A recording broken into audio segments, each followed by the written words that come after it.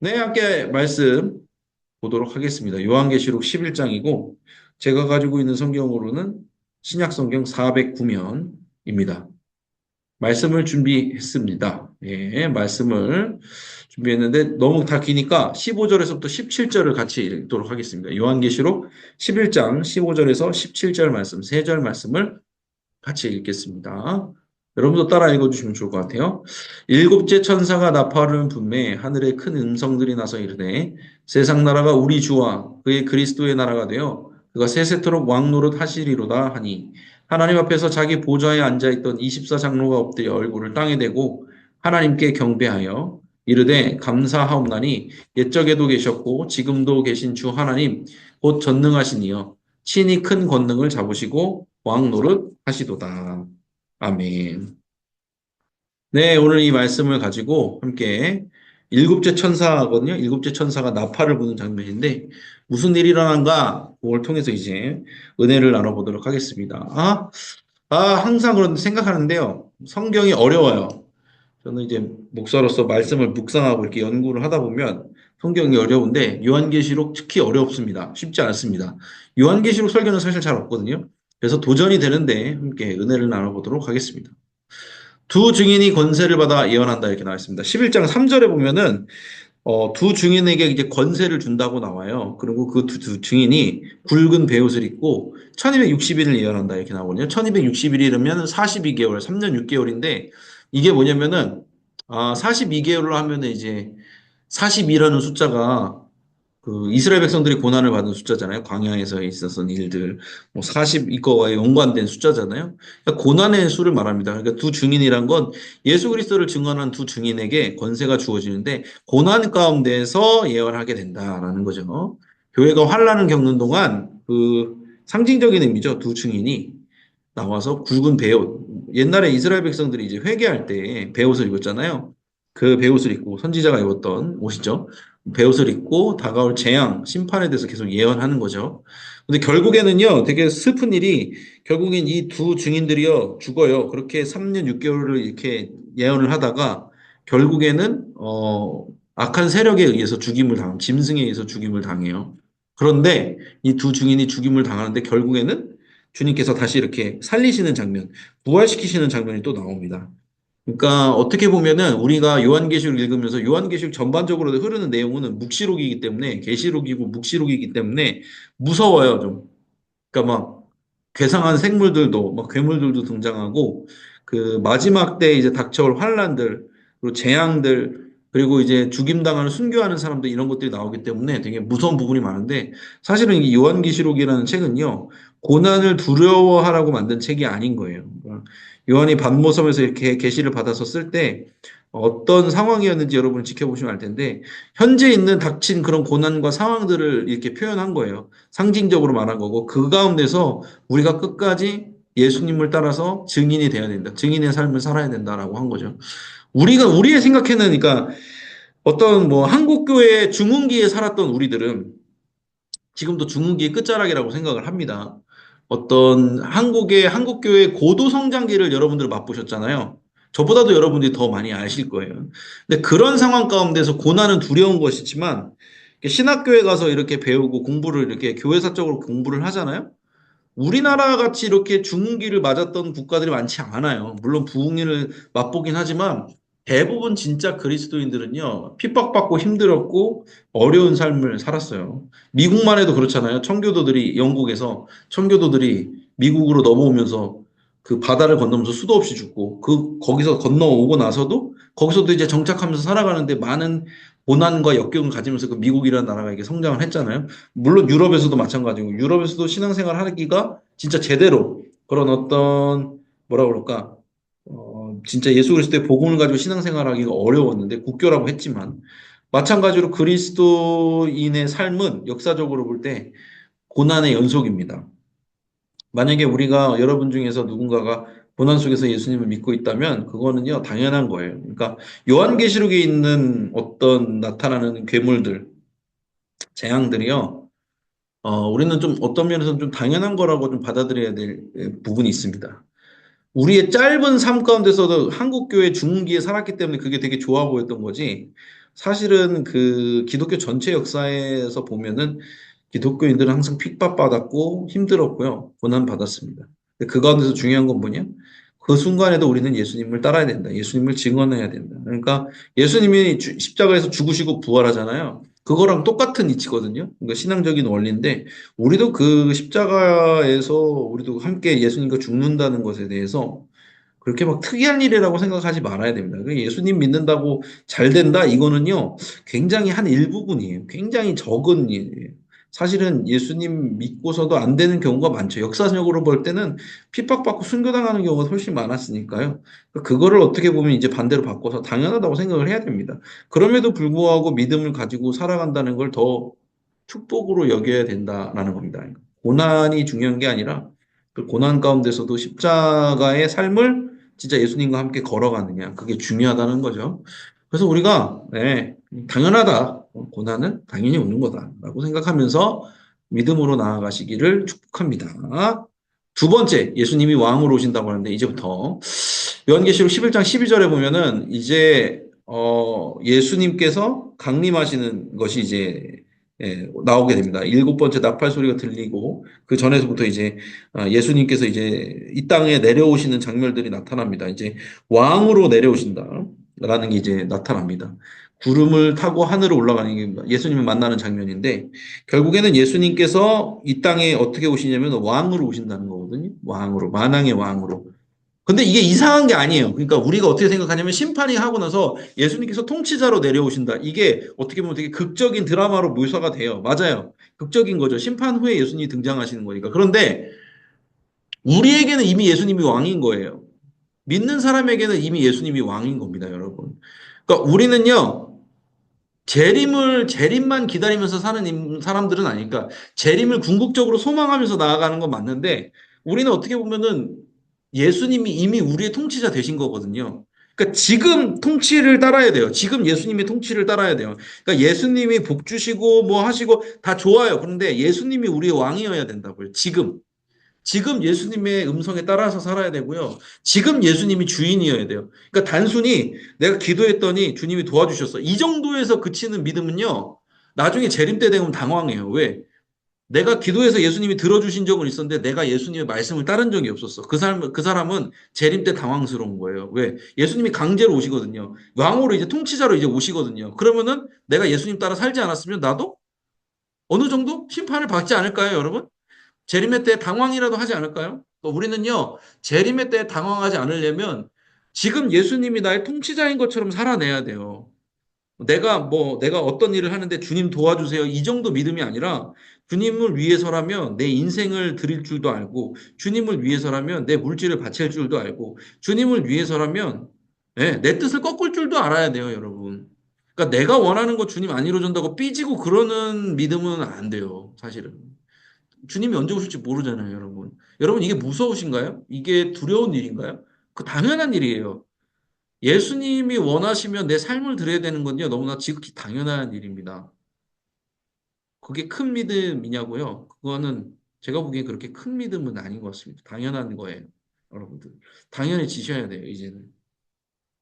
그래야지 여러분이 살아가는 데 있어서 사실 능력이 나타납니다. 재림을 기대하고 고대하는 마음도 있어야 되는데 그때 당황하지 않으려면 주님이 왕으로 오실 때 당황하지 않으려면 지금 내 삶에서 주님이 왕이 되어 있어야 돼요. 지금 주님의 음성을 듣고 주님께 엎드리는 법을 배우지 않으면 어떻게 될까요, 나중에? 재림 때. 여러분 그걸 생각을 해 보셔야 됩니다. 저도 뭐 제 고집 있겠죠. 근데 주님이 꺾어주세요. 그거는 뭐 누군가는 뭐 믿음이 좋아서 되고 뭐 누군가는 믿음이 좋아서 안 좋아서 안 되고 이런 케이스가 아니라 주님의 인도하심을 따라 살면은 내가 먼저 주님보다 앞장서지 않으면 배어지는 부분이라는 거죠. 하나님께서는 저를 항상 그렇게 인도하시는 것 같아요. 고난으로 인도하시고, 겪을 걸 겪게 하시고, 겸손하게 만드시고 능력을 주시고 그렇게 하는 것 같아요. 그래서 여러분들도 그런 삶을 사시기 바랍니다. 주님이 숙이라 하면 숙이고, 주님이 아멘 하라고 그러면 아멘 하고, 주님이 바치라 그러면 바치고, 여러분들 그거를 분별하실 수 있어야 되고, 그게 또 이제 순종으로 되어야 됩니다. 그래야지 재림의 때 주님이 왕으로 오실 때 여러분이 당황하지 않을 겁니다. 그래서 그런 부분들을 굳게 아멘으로 믿으면서 분별하시고 순종하셔라 라는 말씀을 드립니다. 이제 마지막입니다. 하나님의 성전이 열리고 언약궤를 보게 된다. 19절에 나와 있는데 이제 이 땅에 있는 교회와 그 출애굽기에 나와 있는 성막은요 하늘의 모형이잖아요. 하늘에 원래 있는 것은 원조의 모형인 거잖아요. 근데 요한계시록에 보면은 하늘에 있는 하나님의 성전 원본이 나옵니다. 원본이 하나님의 성전의 원본이 이게 열려서 성전 안에 하나님의 언약궤가 있는 지성소가 보이는 거죠. 그리고 그 지성소는 번개와 음성들과 우레와 지진과 큰 우박 가운데 거하게 됩니다. 하늘에 있는 원본 성전의 언약궤를 보여주신다는 건 뭐냐면요. 하나님의 임재를 직접적으로 본다는 거거든요. 하나님이 계신 것을 직접적으로 보고 하나님의 임재를 그냥 그림자 수준으로 느끼는 것이 아니라 정말 그 피부 대 피부로 이렇게 맞닿아서 느끼는 그런 정도의 것을 말합니다. 제가 밑에 써놨잖아요. 하늘문이 열리면 구원과 심판이 동시에 일어나서 지상 교회들의 사명이 끝나면 하늘의 성전문이 열리는데 하늘의 언약궤가 보이는 건 뭐냐? 하나님의 임재를 직접적으로 본다는 거예요. 그래서 그날 우리가 하나님의 임재를 직접적으로 보는 건데 이거는요 똑같이 말하지만 재림 때에만 일어나는 일은 아니라는 거예요. 무슨 말이냐면 우리가 그때만 주님을 궁극적으로 바라보는 그건 물론 맞지만 우리가 현재 이 땅의 삶을 살면서도 하나님의 임재를 체험해야 되는 거예요. 그러니까 당황하는 게 아니에요. 아, 저게 하나님의 임재가 있는 지성소구나. 이때 물론 놀라겠지만 우리는 먼저 뭐가 돼야 되면 우리의 삶 가운데서 그런 지성소 안에 들어가는 체험들이 있어야 되는 거예요. 왜냐하면은 예수님께서 성막을 가르셔서 지성소로 가는 문을 열어놓으셨잖아요. 우리는 누구나 성령이 인친 사람이면은 누구나 지성소로 들어가서 하나님과 긴밀한 하나님 아버지와 자녀의 관계가 되어서 하나님 아버지의 임재를 느낄 수 있고 하나님과 동행할 수 있고 예수님과 동행할 수 있는 거잖아요. 그거를 여러분들이 지금 사모해야 되는 거예요. 지금. 어떤 것보다도 하나님의 임재. 왜 자꾸 말씀 보고 기도하라고 그러고 예배 나오라고 그러고 그런 이유가 뭐냐면 하나님의 임재를 체험하는 방법이 그거기 때문에 여러분들에게 하라는 거예요. 근데 그게 귀찮잖아요. 뭐 그럴 수 있어. 육신을 입고 있으면 힘들 수도 있고 어려울 수도 있고. 근데 우리의 삶이 궁극적으로 하나님의 임재를 갈망하는 사람이 돼야 돼요. 그러니까 기도를 하면은 저는 요즘에 좀 되게 이제서야 좀 느끼는 거죠. 저도 기도학교 지금 하고 있거든요. 이제 벌써 내일이면 마지막인데 너무 감사한 게 저 기도학교 안양교회에서 8번인가 7번 했어요. 많이 했죠. 뭐 제가 담당도 하고 그랬으니까 중보기도 담당이었고 그러니까 전도사였고 했으니까 많이 했죠. 근데 7번, 8번 이제 하니까 이제 알겠어요. 기도는 이런 거고 기도가 좋다.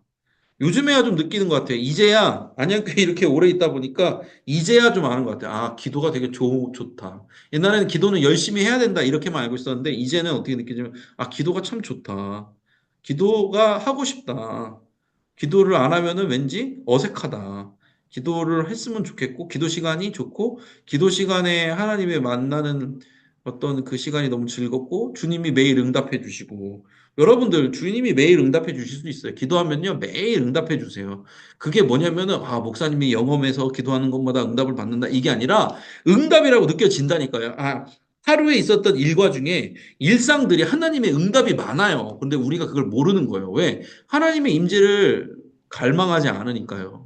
하나님과 동행하는 게 가장 우선순위가 아니니까 매일매일 주어지는 응답을 우리가 모르고 지나가더라고요. 그러니까 뭐 목사님들이 매일 응답을 받는다. 이거는 뭐 영험한 거 이런 게 아니에요. 그냥 우리가 주님의 관점대로 그냥 살아가다 보면 매일 응답을 받아요. 저도 이렇게 말하지만 못 받는 날도 있어요. 그런데 거의 매일 느껴요. 하나님께서 응답해 주신다는 것을 느끼거든요. 그건 여러분들도 충분히 할 수 있는 겁니다. 그래서 여러분들도 사모해야 됩니다. 주님의 임재를, 하나님의 임재를, 하나님과 예수님과 동행하는 것을 사모하셔야 돼요. 사모하는 마음이 있도록 기도하셔야 돼요. 이거는 뭐 노력에 의해서 된다기보다도 주님이 인도해 주실 때 아멘으로 순종하는 자에게 부어 주시는 거라고 저는 생각을 합니다. 그래서 여러분들이 선택의 순간마다 하나님을 선택하시고 선택의 순간마다 주님의 인도하심을 선택하세요. 그러면 하나님께서는 그렇게 기도의 응답의 과정으로 여러분들이 인도해 주실 거라고 믿습니다. 그래서 세 가지 나눴습니다. 일곱 천사가 나팔을 불 때 첫 번째 두 증인이 권세를 받아 예언하는데 그게 우리라는 거죠. 우리가 그런 사람들이에요. 고난 속에서도 예수님을 증거하는 삶을 살아야 된다. 그러니까 무서워하는 것이 아니라 이 책에 쓰여진 목적이 야 두려워해 이게 아니라 어떤 순간에도 예수님을 따라야 된다. 그게 중요하다라고 말하는 거라고 그랬죠. 두 번째, 예수님이 왕으로 오시니까 우리가 왕 대신 예수님을 모시는 법을 우리가 육신이 있을 때 지금 이 재림 전에 연습을 해둬야 되는, 훈련을 해야 된다는 거예요. 그래서 여러분들이 지금도 예수님이 왕 되심을, 그 통치하심을 따르며 나아갈 때 나중에 재림의 때 예수님 오실 때 여러분들이 당황하지 않는다. 놀라지 않는다라는 겁니다. 마지막으로 하나님의 성전, 원본의 성전이 열리고 언약궤를 보게 된다. 다시 말하면 하나님의 임재를 직접적으로 경험하게 된다. 그러니까 우리가 이 땅에 살면, 지금 살면서 하나님의 임재를 갈망하고 소망해야 되고 그 임재를 체험해야 된다. 예수님과 동행해야 된다. 이렇게 말씀을 나눴어요. 그래요. 여러분들의 표정이 심각하니까 제가 마음이 죄송하네요. 이게 뭐 갑자기 무거운 얘기, 성경 얘기를 했지만 무거운 얘기를 근데 저는 이게 여러분 당연해져야 된다고 봅니다. 당연해져야 되는 겁니다. 주님께서 그렇게 하시리라 믿고요. 좋습니다. 자, 광고 공지사항을 나누겠습니다. 매년마다 돌아오는 지역 아동센터 후원하는 성탄절 사랑 플러스. 요거 끝나고 나면요, 교회 편지가 되게 많이 와요. 그 복지사님들이나 복지관에서 아이들이 쓴 편지들이 참 많이 오거든요.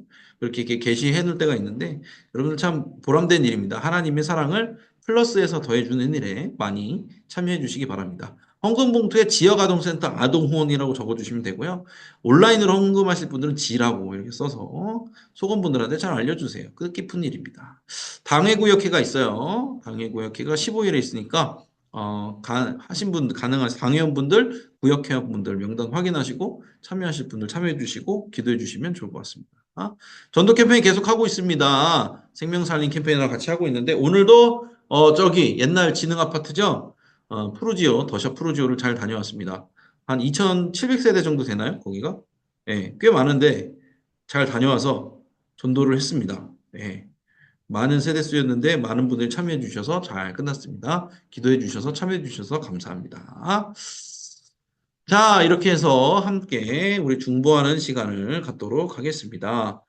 예수님을 나의 왕으로 고백하게 해주셔서 지금 고백해야지 나중에 예수님 재림하실 때 어색하지 않습니다. 당황하지 않습니다. 주님의 통치를 받으면서 살게 해달라고 또 기도해 주시고 교회를 위해서도 기도해 주세요. 끝까지 2024년 끝까지 속회 잘 운영되어지고 내년 속회를 위해서도 기도해 주시고 또 하나 추가적으로 여러분들 말할게 나라를 위해서 꼭 기도해야 될 것 같습니다. 지금 이 시간이야말로 나라의 위기 시간이고요. 뭐 경제, 정치, 사회, 뭐 모든 부분에서 기도가 필요합니다. 말 안 해도 여러분 아실 거라고 생각합니다. 나라를 위해서 간절히 또 기도하는 시간을 갖도록 하겠습니다. 이 세 가지 기도 제목을 가지고 이 시간 주여 믿습니다 하시고 함께 기도하며 나아가겠습니다. 주여 믿습니다. 사랑과 은혜 주님 감사합니다. 그 요한계시록의 말씀에 일어난 일들, 주님의 심판을 바라보게 해주시옵소서. 그것이 두려움으로 나오는 것이 아니라 마땅히 지금 해야 할 것으로, 훈련받아야 할 것으로 다가오게 해주심에 감사합니다. 주님이 먼저 우리의 삶의 왕이 되어주심에 감사합니다. 주님의 통치를 받으며 살게 하소서. 주님의 말씀을 들을 수 있게 귀를 열어주시고 주님의 말씀에 순종할 수 있는 믿음을 더하여 주셔서 다시 오실 예수 그리스도를 바라는 마음으로 지금 오늘 하루 주님께 순종하며 살아가게 하여 주시옵소서. 주님과 친밀한 기도의 교제를 통해서 주님의 뜻을 알게 해주시고 기도의 기쁨도 알게 해주시고 그 가운데 주님이 주시는 응답을 누리며 나아가는 삶이 될 수 있도록 모든 형제님들, 목사님들, 소검분들 다 될 수 있도록 도우시고 함께해 주시옵소서. 우리를 복음의 능력으로 살리시기 위해 안양교회로 불러주심에 감사합니다. 안양교회에서 부르신 그 자리에서 주님 주신 사명을 잘 감당할 수 있는 목장님들, 부속장님들 다 될 수 있도록 함께하여 주시고 하나님 복음의 능력으로 말미암아 우리의 살아가는 삶 가운데 살리는 역사들이 다 일어날 수 있도록 도우시고 함께해 주시옵소서. 2024년 마지막 한 달을 보내고 있습니다. 2025년을 준비할 때 산소년 대신 예수 그리스도를 의지하여 준비하게 하여 주시고 우리가 깨어서 기도로 주님 앞에 나아가 온전히 주님 앞에 나아갈 수 있는 시간이 될 수 있도록 도와주시고 마무리되어지는 속회들, 새롭게 세워지는 속회들 가운데도 주님 함께하여 주시옵소서. 이 시간은 또 나라를 위해서도 기도하며 나아갑니다. 여러 가지 국내외 정치적으로, 사회적으로, 경제적으로 어렵고 힘든 상황들이 계속되어지고 있습니다. 이정자들을 위해서 기도합니다. 하나님을 두려워하며 백성을 진심으로 사랑하여 섬길 수 있는 위정자들 받을 수 있도록 도와주시옵소서. 특별히 대통령과 그 가정 가운데 함께해 주셔서 하나님을 두려워하고 경외할 수 있도록 도와주시고 국민을 전심으로 섬기는 사랑하는 마음이 있을 수 있도록 도와주시고 이 위기 상황들에게 위정자들의 지혜를 통해서 하나님 주신 지혜를 통해서 잘 넘어갈 수 있도록 도우시고 함께하여 주시옵소서. 주님께서 그러한 은혜로 함께해 주시길 믿습니다. 우리가 기도할 때 이 모든 것들의 샬롬의 평강이 임하게 될 줄 믿습니다. 함께하여 주시옵소서. 사랑과 은혜 주님 감사합니다. 오늘도 추운 날이지만 이렇게 온라인으로 모여서 함께 말씀을 나눌 수 있도록 인도해 주셔서 감사합니다. 계속해서 요한계시록의 말씀을 나누고 있습니다. 그 계시록의 말씀들이 우리에게 두려움으로 다가오는 것이 아니라 그럼에도 불구하고 주님을 붙들어야 된다는 결연한 믿음의 고백이 될 수 있도록 도와주시옵소서. 주님께서는 이미 우리의 왕이십니다. 재림하여서 궁극적인 왕으로 오셨을 때 우리가 당황하지 않게 하여 주시옵소서. 지금 우리의 삶 가운데서 또 왕 되어 주셔서 왕 대신 주님의 말씀을 들을 수 있는 분별력을 주시고 또 들었을 때 순종할 수 있는 믿음으로 함께 하옵소서. 주님의 통치를 기쁘게 누리며 나아갈 수 있는 우리가 되게 하여 주시옵소서. 우리 사랑하는 속장님들, 부속장님들 가운데 함께 해주셔서 2024년 잘 인도해 주셔서 감사합니다. 이 새롭게 시작되는 2025년 준비하고 있사오니 그 가운데서도 정말 복음의 능력으로 살리는 일들을 잘 감당할 수 있는 우리 모두가 될 수 있도록 도와주시옵소서. 남은 교회 사역들도 주님께서 감당할 수 있는 힘을 주시고 부르신 바 그 자리에서 충성할 수 있는 우리 되게 하옵소서. 또한 나라를 위해서도 기도했습니다. 정제, 정치, 사회적으로도 참 어려운 부분들이 많습니다. 국내에 어려운 부분들이 많은데 주님께서 함께 해주시고 샬롬의 평강으로 이 나라를 인도해 주시기를 원합니다. 무엇보다 위정자들 가운데 하나님의 지혜를 허락하여 주시옵소서. 대통령과 위정자들이 하나님을 경외하고 두려워하고 백성들을 사랑하고 진심으로 섬길 수 있도록 도와주시고 이 혼란한 상황 가운데서 정말 정치인들이 하나님의 지혜를 빌림을 통해서 잘 이 어려운 시각들을 이겨낼 수 있도록 도와주시옵소서. 우리의 심령 가운데 두려움이 아니라 주님이 주시는 소망이 가득하게 하옵소서. 주님께서 그렇게 우리를 인도해 주실 줄 믿사오며 예수님의 이름으로 기도드렸습니다. 아멘. 아멘. 감사합니다. 여러분들 나라를 위해서도 계속 기도해 주시기 바랍니다. 우리가 기도했기 때문에 잘 넘어간 거 아닌가 하는 생각들이 듭니다. 믿음으로 고백을 해봅니다. 좋습니다. 찬송가 105장 오랫동안 기다리던 1절 찬양하신 후에 주기도문으로 오늘의 예배를 마치도록 하겠습니다. 찬송가 105장 오랫동안 기다리던 1절 찬양하겠습니다. 오랫동안 기다리던 주님 강림하셔서 죄에 매인 백성들을 자유 얻게 하시네. 주는 우리 소망이요 힘과 위로 되시니 오래 기다리던 백성 많은 복을 받겠네. 아멘. 주기도문으로 마치겠습니다. 하늘에 계신 우리 아버지여, 이름이 거룩히 여김을 받으시오며 나라가 임하시오며 뜻이 하늘에서 이루어진 것 같이 땅에서도 이루어지이다. 오늘 우리에게 일용할 양식을 주시옵고 우리가 우리에게 죄 지은 자를 사하여 준 것 같이 우리 죄를 사하여 주시옵고 우리를 시험에 들게 하지 마시옵고 다만 악에서 구하시옵소서. 나라와 권세와 영광이 아버지께 영원히 있사옵나이다. 아멘.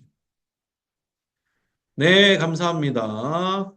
한 주간도 평안하게 잘 지내시길 바랍니다. 끝까지 기도하시고 주님과 교제하시고 승리하시고 건강하신 그런 연말이 되시길 바랍니다.